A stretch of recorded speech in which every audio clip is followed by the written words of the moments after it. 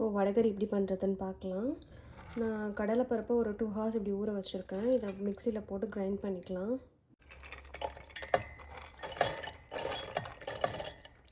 இதில் தண்ணிலாம் ஆட் பண்ண வேணாம். இதுலேயே கொஞ்சம் தண்ணி ஊறி இருக்கு. அப்புறம் சட்டிலேருந்து உள்ள தண்ணியும் அதில் ஊற்றும். அதனால் ஆட்லாம் பண்ண வேணாம். தேவைப்பட்டால் மட்டும் ஊற்றி அரைச்சிக்கோங்க. கொஞ்சம் குறைன்னு அரைச்சிக்கோங்க. இப்போ நம்ம அரைச்சிக்கலாம். இந்த மாதிரி ஒன்று பாதியாக அரைச்சிக்கிட்டேன். இதில் கொஞ்சம் பிஞ்சாக மஞ்சள் தூள் போடுவோம். இதுக்கு தேவையான சால்ட்டு கொஞ்சம் ஆட் பண்ணிக்கோங்க. எல்லாம் மிக்ஸ் பண்ணிக்கோங்க. நல்லா மிக்ஸ் பண்ணிவிட்டு ஃப்ரை பண்ணலாம். ஆயில் ஹீட் ஆகிடுச்சான்னு பார்க்க இப்படி லைட்டாக போட்டு பாருங்கள். இன்னும் ஹீட் ஆகலை, கொஞ்சம் ஹீட் ஆகணும். ஹீட் ஆகிடுச்சி. இந்த மாதிரி கொஞ்சம் நிறைய எடுத்துகிட்டு லைட்டாக அப்படியே கொஞ்சம் கொஞ்சமாக போடணும். பிச்சு பக்கோடாக்கு போடுற மாதிரி போடணும். இந்த மாதிரி சின்ன சின்னதாக போட்டுக்கணும். கேப்பெல்லாம் ஃபில் பண்ணிடுங்க. ஓகே, ஃப்ரை ஆகட்டும். இப்போ எல்லாத்தையும் மிக்ஸ் பண்ணி திருப்பி போடுங்க. அதுவே கொஞ்சம் கலண்டுரும்.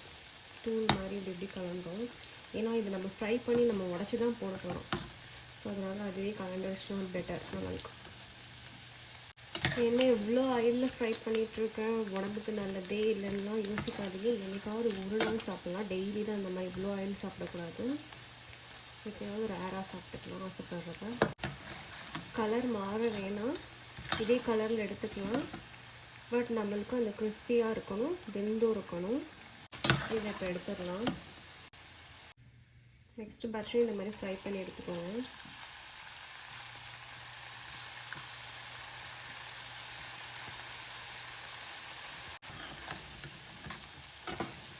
அதே ஃப்ரை பண்ண பேனில் எல்லா ஆயிலையும் எடுத்துகிட்டு 2 ஸ்பூன் மட்டும் ஆயில் வச்சுருக்கேன். அதிலே ஸ்பைசஸ் ஆட் பண்ணிக்கலாம். ஆனியனும் ஒரு ஆனியன் போட்டு வதக்கணும்.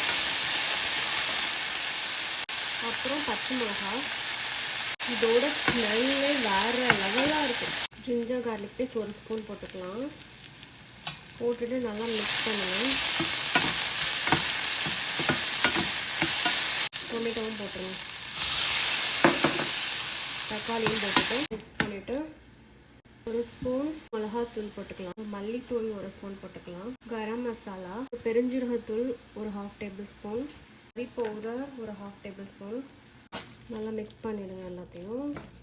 கொஞ்சம் அது வேகிறதுக்கு தண்ணி 1 கப் ஊற்றிக்கோங்க. நான் ஒரு 1.25 கப்பு ஊற்றிருக்கேன். இதுக்கு தேவையான உப்பு கொஞ்சம் போட்டுக்கிறேன். ஏன்னா நான் அதுலேயும் ஆட் பண்ணிவிட்டேன். இதில் கொஞ்சம் லைட்டாக ஆட் பண்ணிக்கோங்க. இது ஒரு 5 மினிட்ஸ் கொதிக்க விடுங்க. அது கொதிக்கிற கேப்பில் இது எல்லாத்தையும் உடச்சிக்கோங்க குட்டி குட்டியாக. நல்லா கொதிச்சிருச்சு. இப்போ உடச்சி வச்சுருக்கிறது எல்லாத்தையும் இதில் ஆட் பண்ணிக்கலாம்.